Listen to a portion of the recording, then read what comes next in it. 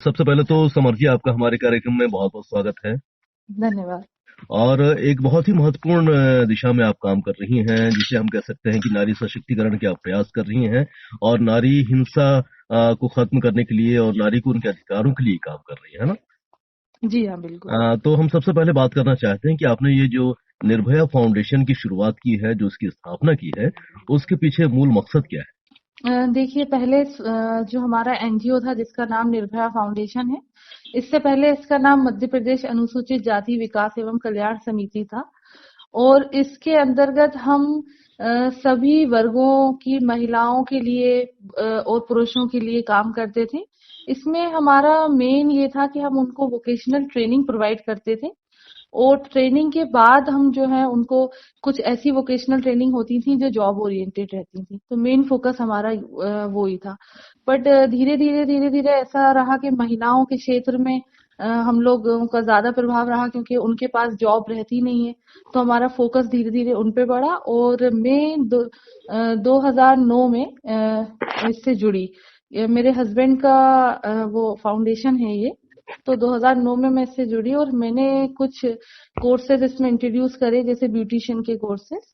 तो उसमें हम लोगों ने महिलाओं को 300 में एक कोर्स करवाया था, ब्यूटी पार्लर का कोर्स। हम्म। तो 3 मंथ का कोर्स था। उसके बाद हमने उनको प्लेसमेंट भी दिलवाया था। तो इसी तरह से बस हम लोग कर रहे थे और काफी स्लम एरिया में काम कर रहे थे हम लोग।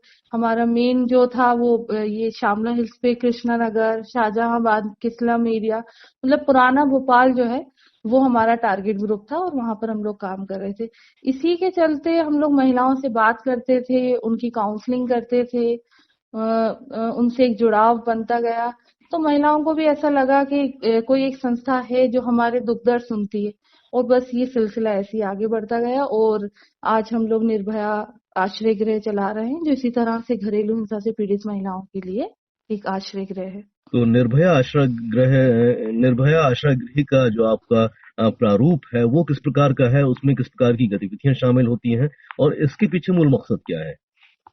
देखिए, ये जो हमारा निर्भया महिला आश्रय गृह है, इसका हम लोगों का कोई मतलब कुछ चीजें ऐसी होती है ना जो ऊपर वाला आपसे करवा देता है। कभी आप सोचते नहीं है कि हम इस तरह की कोई चीजें करेंगे। ये भी हमारा एक ऐसा प्रोजेक्ट था जो आप कह सकते हैं कि एक्सीडेंटली ही स्टार्ट हुआ। हम्म। हम लोग जब वोकेशनल ट्रेनिंग करवा रहे थे, हम्म। उसी दौरान हम एक लड़की के संपर्क में आए जिसने हमारे यहाँ ब्यूटिशियन का कोर्स किया था। और ब्यूटिशियन के कोर्स के दौरान ही उसने हमें बताया कि उसकी शादी महाराष्ट्र में तय हो गई है और शायद ऐसा था कि मतलब कोर्स खत्म होते होते ही उसी डेट्स में उसकी शादी थी। तो हम लोगों तक बड़ा काफी सभी लोग उससे वो रहते थे, लड़की से जुड़े हुए रहते थे और फिर उसकी शादी में भी गए। तो एक कहते हैं ना, आप एक रिश्ता जैसा बन जाता है। जी। उसके बाद जब वो लड़की यहाँ से शादी होकर महाराष्ट्र गई, वहां उसके साथ घरेलू हिंसा हुई। हम्म। तो वो वापस अपने होम टाउन भोपाल आई और आके उसने अपने परिवार को बताया, जो कि उसका मायका पक्ष था, कि मेरे साथ ऐसे ऐसे हिंसा हुई है।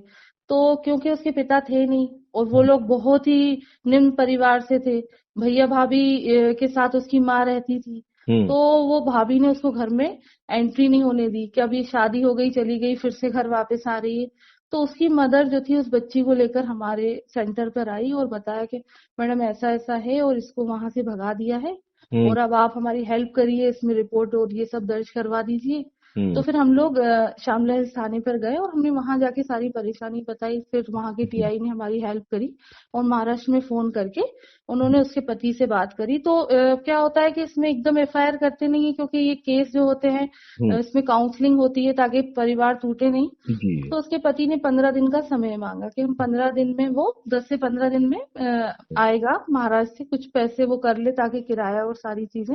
हम्म। तो 15 दिन का उसने समय मांगा। तो फिर हमको उन्होंने टीआई साहब ने आश्वासन दे दिया कि आप फिक्र नहीं करें, क्योंकि बच्ची जाना चाह रही थी वापस अपने हम्म। ससुराल में। हम्म। क्योंकि वो दहेज वहेज मांग रहे थे, तो उन्होंने कहा नहीं, हम लोग समझा देंगे, आप फिक्र नहीं करो। अब हमारे सामने सबसे बड़ा सवाल ये था कि हम इसको आश्रय कहाँ पर दें, जी। ये कहाँ रहेगी वो 15 दिन, क्योंकि मायका पक्ष तो जो है वो रखने को तैयार नहीं है। ससुराल जो है अभी आप भेज नहीं सकते विदाउट काउंसलिंग। जी। तो फिर हम लोग ने इसके लिए नोडल विभाग महिला बाल विकास था। तो फिर हमने इसके लिए महिला बाल विकास से संपर्क करा कि घरेलू हिंसा 2005 कानून के अंतर्गत इस तरह के आश्रय गृह संचालित हर जिले में थे, जिसमें आप शॉर्ट स्टे उनको रखवा सकते थे। जब हमने महिला बाल विकास से संपर्क करा तो वहां उस टाइम पे डीपीओ थी रचना भदौरिया मैम, उन्होंने बताया कि इस तरह के गृह अभी संचालित नहीं है क्योंकि इसमें फंड की बहुत कमी है। अगर आप लोगों को लगता है कि आप कर सकते हो ये काम तो आप बिल्कुल आगे आए, क्योंकि हम लोग वैसे भी उनसे काफी इस तरह के केस ले जाते रहते थे डीआईआर फॉर्म के लिए। तो उन्होंने कहा बिल्कुल एज अ सर्विस प्रोवाइडर हम आपको रजिस्टर कर सकते हैं, लेकिन इसमें फंड की बहुत कमी है।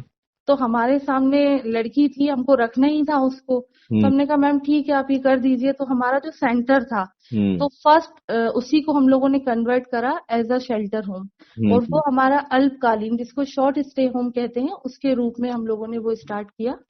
और आज वो सुधार गृह के रूप में संचालित है, जहाँ पर कई महिलाएं बच्चियां रहती हैं, उनकी शादियां होती हैं, और वो काफी बड़ा रूप ले लिया है। तो आपका ये जो निर्भया आश्रय गृह है तकरीबन कितने साल हो गए इसको? देखिए निर्भया आश्रय गृह जो है वो हमारा 2017 में उसकी स्टार्टिंग हुई थी। निर्भया महिला आश्रय गृह की। उससे पहले हमारा जो था वो अल्पकालीन आवास गृह था, लेकिन वो अल्पकालीन आवास गृह भी जो था उसमें ऐसा कुछ नहीं था कि हम 7 दिन बाद महिलाओं से बोल देते थे कि आप चली जाइए। तो वो भी एक तरह से जो था लॉन्ग टर्म ही हम उसमें प्रोवाइड करते थे सारी सर्विसेज। वो हमारा 2009 में ही हम लोगों ने उसको भी स्टार्ट कर दिया था। समझिए, हम जानना चाहते हैं कि ये जो आपका निर्भया महिला आश्रय गृह है इसमें आप किस प्रकार से देखती हैं ऐसी महिलाओं को जो घरेलू हिंसा का शिकार हो रही हैं या फिर उनके साथ कोई उत्पीड़न हो रहा है, तो आप कैसे तलाशती हैं और कैसे उन्हें अपने आश्रय देती हैं? देखिए इसमें ज्यादातर जो महिलाएं हैं वो हमारे पास महिला बाल विकास से और पुलिस विभाग से आती हैं, जो एक बड़ा नंबर है। वो हमारे पास पुलिस विभाग से आती हैं या महिला बाल विकास से आती हैं, क्योंकि महिला बाल विकास जो है वो जो घरेलू हिंसा है उसमें नोडल विभाग है। तो ज्यादातर महिलाएं जो है उनसे संपर्क करती हैं और उसके बाद वो लोग आश्रय के लिए हमारे आश्रम में भेजते हैं। लेकिन हमारे आश्रय गृह के दरवाजे सभी महिलाओं के लिए 24 आवर्स खुले रहते हैं। कुछ महिलाएं हमसे डायरेक्ट भी संपर्क करती हैं और उसके बाद हम लोग पहले उनकी काउंसलिंग करते हैं। काउंसलिंग के बाद उनकी एक इंडिविजुअल केयर प्लान तैयार होता है और उसी केयर प्लान में हमें काउंसलर बताती है कि मैडम इस लड़की को आश्रय की जरूरत है। तो फिर हम उसकी फाइल पूरी तैयार करके पहले हम लोग महिला को प्रवेश दे देते हैं, उसके बाद हम लोग एडीएम से आदेश लेते हैं कि इसको प्रवेश की जरूरत है। हमारे जो आदेश हैं वो एडीएम द्वारा आते हैं, लेकिन हम लोग किसी महिला को ऐसे नहीं करते कि जाइए आप अपनी फाइल खुद बना लीजिए और एडीएम ऑफिस के चक्कर लगाते रहिए और प्रवेश ले लीजिए। हमारा स्टाफ उसमें पूरी हेल्प करता है। नहीं, बहुत अच्छी बात है कि आप सहायता के लिए तत्पर हैं। अच्छा, एक सवाल मेरे मन में ये आ रहा है, जैसे आपने बताया कि आपकी कोशिश ये होती है कि यदि कोई महिला घर से हिंसा का शिकार होकर आप तक पहुंची है तो पहला आपका जो कदम होता है वो परामर्श के माध्यम से दोनों परिवारों को जोड़ना होता है। जी। ये जो आपको रिश्ते जोड़ने का जो काम है इसमें कितनी कामयाबी मिल रही है और क्या आपके परामर्श से, आपकी काउंसलिंग से ये महिलाएं अपने वापस गंतव्य तक, मतलब अपने घर तक पहुंच जाती हैं? जी हाँ, देखिए अगर हम मंथली बात करें तो अभी हमारे निर्भया सुधार गृह में काउंसलर हैं पूजा शर्मा मैम, और मंथ में जो है 8 से 10 ऐसे केसेस आते हैं जिसमें से 7, आप अगर 70% केस देखें तो वो फैमिली में रीयूनाइटेड हो जाते हैं थ्रू काउंसलिंग। तो हमें ये लगता है कि कहीं ना कहीं एक जो आज के समाज में कमी है, जैसे हम लोग अगर पुराने जमाने की बात करें तो हम लोग जॉइंट फैमिली में रहते थे और जॉइंट फैमिली में जब हम रहते हैं तो कोई बड़ा बूढ़ा हमारे सर पर रहता है और वो हमेशा हमको समझाता रहता है।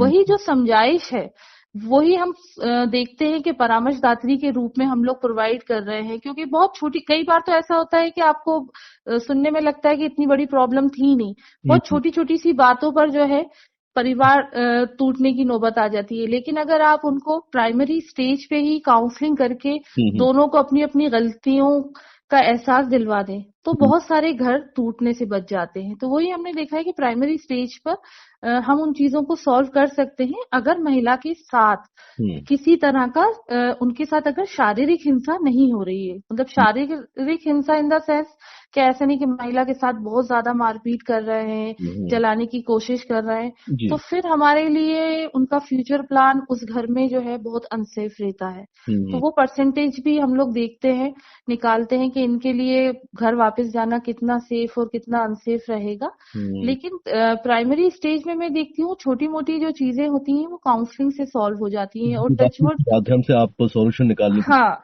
हमारी टीम बहुत अच्छे से काम कर रही है। हमारी अधीक्षिका शीलू मालवीय, मेरी काउंसलर पूजा शर्मा मैम, भारती नरवरे, निशा, ये लोग बहुत अच्छे से सारे केस जो है डील कर रहे हैं और इनका सहयोग से हम लोग इस आश्रय को बहुत अच्छे से चला पा रहे हैं। अच्छा समझिए, जब ये रिश्ते आप जोड़ने की कोशिश करती हैं और उसमें कामयाबी मिल जाती है तो उसके बाद भी आपका कुछ ऐसा प्रयास होता है कि जो परिवार वापस जुड़े हैं कहीं उनमें दोबारा ऐसी कोई खटास तो उत्पन्न नहीं हो रही, आप कुछ बाद में भी उनसे जुड़े रहने का, उनसे संपर्क में रहने का प्रयास करती हैं? जी हाँ, बिल्कुल। हम लोग एक फॉलोअप रजिस्टर है वो हम लोग तैयार करते हैं इसमें, और वो फॉलोअप रजिस्टर में हर 15 डेज में हमारी काउंसलर उनसे बात करती है। ऐसा 15 डेज करके 3 मंथ तक हम लोग रेगुलर रखते हैं, और आफ्टर 3 मंथ्स जो रहता है वो फिर पर मंथ हो जाता है, और ऐसी उनका जो फॉलो है वो 3 साल तक चलता है।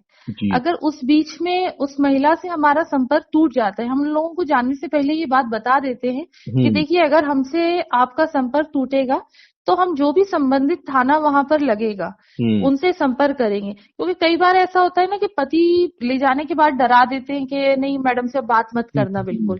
हाँ, तो उनको फिर हम लोग एक ये डर भी बना देते हैं कि देखिए हम बिल्कुल पुलिस को और समाज में आपकी छवि खराब नहीं करना चाह रहे, इसलिए आप हर 15 दिन में महिला से हमको बात करने देना ताकि हमें पता चलता रहे कि क्या स्थिति है। और कई केस में हमारे काउंसलर होम विजिट्स भी करते हैं, जब उनको लगता है कि नहीं मैम एक बार होम विजिट करके भी देखना चाहिए। कई बार फोन पर अगर लगता है कि नहीं महिला उतने अच्छे से बात नहीं कर पा रही है, सामने कोई खड़े होकर बात करवा रहा है, तो उसमें होम विजिट्स भी रहती हैं हमारी। 3-3 महीने में होम विजिट्स हैं, और हर 15 डेज पे हम लोग टेलीफोन पे उनकी काउंसलिंग होती है। ऐसे हम उनको 3 साल तक उनका फॉलोअप करते हैं। 3 साल के बाद फिर हम उस केस को क्लोज कर देते हैं। बहुत अच्छी बात है समर जी। अच्छा, अब जैसे कि वक्त जैसे जैसे बदल रहा है, नारी मजबूत होती जा रही है, सशक्त होती जा रही है, और उसके साथ भी बहुत सारे अधिकारों को वो अपना रही है, अपने कर्तव्यों का भी निर्वहन कर रही है। आपको क्या लगता है कि नारी सशक्तिकरण के जो प्रयास लगातार हो रहे हैं, चाहे वो शासन स्तर पर हों या स्वयंसेवी संस्थाओं के स्तर पर हों, कितनी तब्दीली देख रही हैं आप विमेन्स एम्पावरमेंट के लिए? देखिए, नारी सशक्तिकरण तो एक हद तक हो ही रहा है, क्योंकि काफी लोगों को ऐसा लगता है कि नहीं अभी भी महिला जो है उतनी सशक्त नहीं है। लेकिन अब हम जैसे 10 साल में एक भोपाल में ही अगर हम बात करें तो हम एक बदलाव जो सामने आया है उससे हमें लगता है कि महिला जो है अब जागरूक तो है, और जब वो जागरूक होती है तो वो अपने आप ये जो जागरूकता है उसको सशक्तिकरण की ओर ले जाती है, क्योंकि वो अपनी बात रखती है, अपने व्यूज रखती है, और अगर उसके साथ कुछ गलत होता है तो वो सामने आके उन चीजों के बारे में बात भी करना चाह रही है। और अगर वो ज्यादा विकराल रूप ले रही हैं वो चीजें, तो हम देख रहे हैं कि वो रजिस्टर्ड भी हो रही हैं। कई बार लोग हमसे कहते हैं नहीं नहीं अब तो देखिए ना कानून बनते हैं तो क्या होता है, कुछ नहीं होता है, और ज्यादा हमारे पास जो है आंकड़े बढ़ जाते हैं। तो वो आंकड़े नहीं बढ़ रहे हैं, क्योंकि महिला अब सशक्तिकरण की ओर बढ़ रही है, तो उसको समझ में आ रहा है कि क्या चीजें थी जो हिंसा थी, मुझे समझ में ही नहीं आ रहा था। अब महिलाओं को बहुत सी चीजें समझ में आने लगी हैं कि नहीं ये हिंसा है, और ये मेरे साथ जो है बहुत स्टार्टिंग में मतलब जब एक छोटी बच्ची होती है तभी से कई चीजें ऐसी होती हैं जो भेदभाव के रूप में स्टार्ट हो जाती हैं।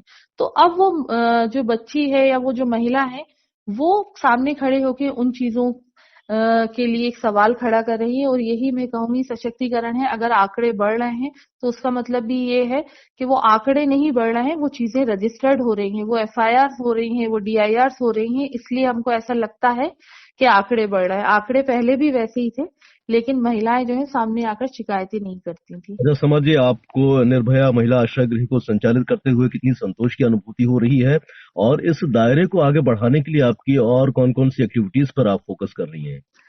देखिए, अपने काम से कभी भी कोई भी व्यक्ति सेटिस्फाई नहीं होता, और मैं तो बिल्कुल भी नहीं होती। मुझे लगता है कि हम अभी भी एक लर्निंग स्टेज में ही हैं, और हम हर केस से कुछ ना कुछ चीजें जो हैं वो लर्न करते हैं, सीखने को मिलता है। हर केस अलग प्रकार का होता है। कुछ विक्टिम्स हमारे पास घरेलू हिंसा के हैं, तो कुछ रेप विक्टिम्स होते हैं, कुछ ऐसी बच्चियां भी हैं जो परिवार में भी सेफ नहीं थी। तो हर केस अपने आप में एक अलग होता है, और उनके लिए हमको एक अलग इंडिविजुअल केयर प्लान बनाना पड़ता है।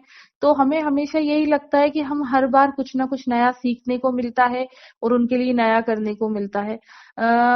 फ्यूचर में मैं यही सोचती हूँ कि हम लोगों ने अभी उनको एक गृह दिया है जिसका नाम निर्भया महिला सुधार गृह है। मुझे फ्यूचर में ऐसा लगता है कि हम सुधार गृह या कोई भी जो गृह है वो ना करके कोई एक ऐसी जगह बनाए जहां ये लोग खुलकर सांस ले सके। और इसी के चलते हम लोगों का एक और आश्रम चल रहा है जो निर्भया बालिका गृह है, जिसमें 6 से 18 साल तक की बच्चियां रह रही हैं। तो फ्यूचर में मैं यही सोचती हूँ कि हम लोगों के गवर्नमेंट भी हमारी मदद करे, और हम लोग अपने स्तर पे एक ऐसा गांव बनाएं जहां पर सारे होम्स हो, वहां पर एक निर्भया सुधार गृह हो जहां पर हमारी इस तरह से घरेलू हिंसा से पीड़ित महिलाएं रह रही हो। एक गृह हमारा जो निर्भया बालिका, जो अभी अलग अलग हमारे गृह चल रहे हैं, वो एक गांव में पूरी तरह से एक सेट हो जाए, जिस गांव का नाम हो निर्भया विलेज। वहां हमारा वृद्धाश्रम भी हो, वहां हमारा महिला आश्रम भी हो, और वहीं हमारा ये जो छोटी बच्चियों का बालिका गृह होता है, जिसको हम ऑर्फनेज होम भी कह सकते हैं, वो भी हो, ताकि आपस में सब एक दूसरे से मिलें, अपने एक्सपीरियंस शेयर करें, और उनको एक परिवार नहीं, उनको एक पूरा संसार मिले। सभी परिवारों को यही कहना चाहूंगी कि जिस तरह से आप अपनी बेटी की परवरिश करते हैं, उसी तरह से अपनी बेटी की परवरिश करें। और अगर हमको घरेलू हिंसा को या और दूसरी प्रकार की हिंसाओं को कम करना है, तो हमें उन बच्चियों को, उन महिलाओं को समझाइश न देके उन बच्चों को, उन पतियों को, उन लड़कों को जिनकी शादियां होने वाली हैं, उनको समझाइश दे कि इस तरह की चीजें आगे ना करें। और लाइफ दोनों के लिए एक जैसी है, लाइफ पार्टनर है, दोनों समान रूप से रहते हैं। तो अगर एक ये सोच अगर शादी के समय लड़के को भी दी जाए, उसको भी ये समझाइश दी जाए, क्योंकि हमारे यहाँ यही होता है कि जब भी शादी का टाइम आता है तो बहुत सारे लोग लड़कियों को बहुत सारी समझाइश देके उनको बहुत ही ओवरबर्डन दे देते हैं कि अब आपको दूसरे घर जाना है।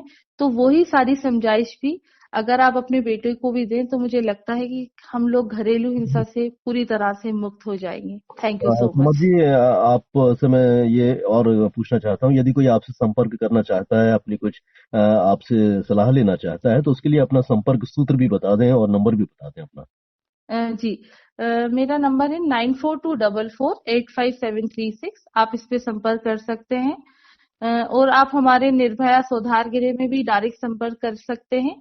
ये शाहजहांबाद में गैस राहत की दावा अदालत में है, वार्ड नंबर 6 में, ताजमहल के सामने। ये 24 आवर्स जो है वहां पर अधीक्षिका रहती हैं। अगर आपको कोई ऐसी परिस्थिति में, आपको आपातकालीन स्थिति में अगर किसी तरह की सेवा चाहिए, आश्रय चाहिए, तो आप वहां से ले सकते हैं। इतनी महत्वपूर्ण आपने हमसे बातचीत की और इतना आपने वक्त दिया, उसके लिए बहुत बहुत शुक्रगुजार हैं समर जी आपके। बहुत बहुत शुक्रिया।